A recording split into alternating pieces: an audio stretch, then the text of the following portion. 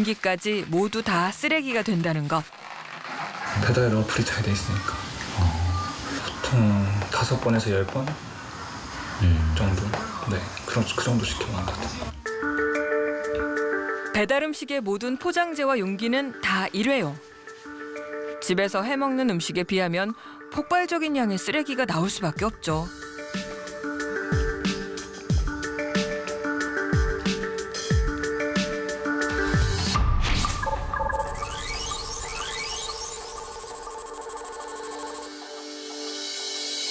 아, 너무 싫어. 너무 싫어. 더는 못 하겠는데. 여기 이걸 보는 자체가 스트레스 받던데요. 왠지는 모르겠어요. 쓰레기. 이쯤 됐을 때 오셨었잖아요. 네. 그때부터는 택배도 잘 안 시키고 했는데도 이만큼 또 늘어난 거예요. 그리고 저기 쓰레기는 그냥 일반 쓰레기는 버렸는데. 왜냐면 화장실에서 나오는 화장실 이건 쓰레기. 냄새가 너무 많이 나서 여기 놀 수가 없더라고요. 이제 요즘은 물티슈를 못 쓰겠어요. 꺼내려다가 괜히 한 번 더 생각하게 돼요. 그래서 요즘은 뭐 쓰세요? 행주, 걸레나 행주, 걸레 저기 놓고. 한 달 동안 배출된 쓰레기 양은 약 140kg. 그런데 제대로 분리 배출을 한 걸까요? 안녕하세요. 전문가와 함께 제대로 분리 배출이 됐는지 살펴보기로 했습니다. 재활용품으로 분리 배출하실 것들만 지금 다 모아놓으신 거예요? 보통 서울시 일반 가정에서 배출되는 양이 이제 이 정도다라고 보면 될 것 같아요. 4인 가족 기준으로 봤을 때 하루에 한 1kg 내외 정도의 이제 재활용품이 배출된다라고 보시면 될 것 같아요. 생활 폐기물 중에 재활용이 되는 쓰레기는 30%가 안 됩니다. 재활용이 더 되면 쓰레기 양은 획기적으로 줄 텐데 말이죠. 부직포라서 재활용이 안 되는 것들이에요.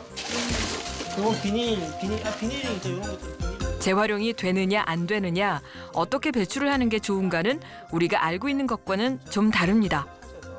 재활용품 안에 넣으신 건데, 그러니까 페트병 같은 경우에는 사실은 이렇게 이제 마개 떼고 밟아서 압축을 시킨 다음에 다시 마개를 달아서 배출하는 건 요령인데 잘 모르시는 분들이 많아요. 선별장에서 압축을 할 때 압축이 안 되기 때문에 일단은 마개를 떼셔서 이제 발로 밟으셔서 이렇게 납작하게 한 다음에 이제 닫아주시는 게 좋습니다. 마개를 닫아서 이렇게 배출해 주시면은 그 재활용 업체에서 이거를 마개만 따로 골라내거든요. 이거 정말 애매해요. 이거 안 됩니다. 이거 쓰레기 이거는 종량제 봉투입니다. 아이스팩. 아이스팩은 재활용이 안 됩니다. 이거 진짜 애매해요. 이거 종량제 봉투예요. 이거는. 네. 맞아. 요거 떼셔야 돼요. 반드시 떼셔야 돼요. 알루미늄 덮개는 따로 떼서 배출해야 하고요. 면도기날 이런 거 면도기도 안 돼요. 그냥 일반 저기로 버려야 돼요? 왜냐면 부피가 작아서 선별장에서 선별을 못 해요. 요약 정리하면 이렇습니다. 페트병은 압축해서 마개를 닫는다. 작은 재활용 쓰레기는 선별이 어렵다. 아더 표시 재질은 대부분 재활용이 불가능하다. 대부분이 모를 것 같은데 그런 소비자들이. 그래서 작은 것도 다 분리해서 버렸거든요, 지금까지는. 무조건 분리배출 하는 게 좋다라는 이제 고정관념이 쌓여져 있어서 그런 건데 한쪽 면만 자꾸 강조해서 홍보를 하다 보니 좀 편향성 혹은 편견 같은 게 생겨버린 거죠. 분리수거는 엄청 중요합니다. 잘하면 쓰레기 양을 획기적으로 줄일 수 있거든요. 과연 도연 씨네 식구들은 분리수거를 잘했을까요? 쓰레기의 대부분은 무엇일까요?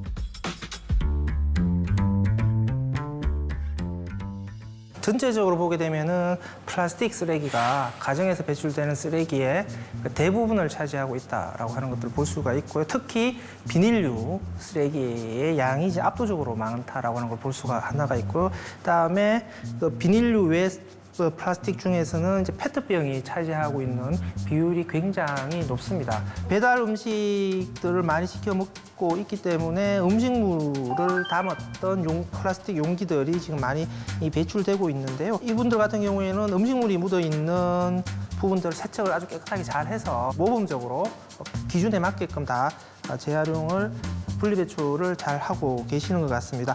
다만 그런데 오게티도 있으니 재활용품으로 잘못 분리배출을 하신 부분들인데요. 이런 것도 마찬가지고 이런 것도 마찬가지예요. 과일 포장재나 복합 재질의 플라스틱은 재활용이 안 됩니다. 색깔이 있는 발포 폴리스티렌은 하얀 것들과는 따로 분리 배출해야 합니다. 이 알루미늄으로 된 것들 같은 경우에도 이게 캔으로 많이 배출을 하시거든요. 캔을 선별하는 곳에서 이게 선별이 잘 안 돼요. 그러면 쓰레기로 빠져나가는 거거든요. 따라서 이 부분도 현재 단계에서는 그러니까 우리가 가정에서 일반적으로 분리 배출하실 때는 종량제 봉투로 일단은 버리셔야 되겠습니다. 폐지를 버릴 때 꼭 기억해야 할 것이 있습니다. 옛날에 비해서 박스 포장이 늘어나고 있죠. 왜? 온라인 소비가 많아지고 있으니까. 근데 온라인 소비가 많아지면서 이제 박스의 배출량이 급격하게 증가를 하고 있는데 그 박스의 배출 상태는 더 나빠지고 있다는 거죠. 주부들이 제일 스트레스 받는. 박스를 버릴 때는 귀찮더라도 꼭 지키면 좋은 원칙들이 있습니다. 재활용품을 많이 버리고 싶으니까 돈 문제를 넘어서서 크게 보면은 이제 박스류와 신문지류와 인쇄 용지류 이렇게 구분하고 조금 더 우리가 신경을 쓴다 그러면 요거와 요렇게까지 구분할 수 있으면 좋다라고 하는 것이죠. 골판지는 골판지만 이렇게 따로 모아서 접어서 배출해 주셔야 되고요. 특히 이런 포장재에 문제가 되는 것은 비닐로 코팅되어 있는 종이인 경우가 많다라고 하는 것이죠. 이렇게 보시게 되면은 골판지에 비닐로 코팅된 것들, 이것들이 골칫거리인데요. 보이는 느낌을 주기 위해서 이렇게 비닐을 코팅하거든요. 그러니까 이런 종이하고 비닐이 코팅된 종이하고 같이 섞이게 되면은 이 비닐이 코팅된 종이는 재활용이 안 돼요. 종이컵도 마찬가지예요. 종이컵도 이게 안에 음료를 담기 때문에 비닐 코팅이 돼 있어요. 그러니까 종이컵도 종이컵만 따로 모아야 돼요.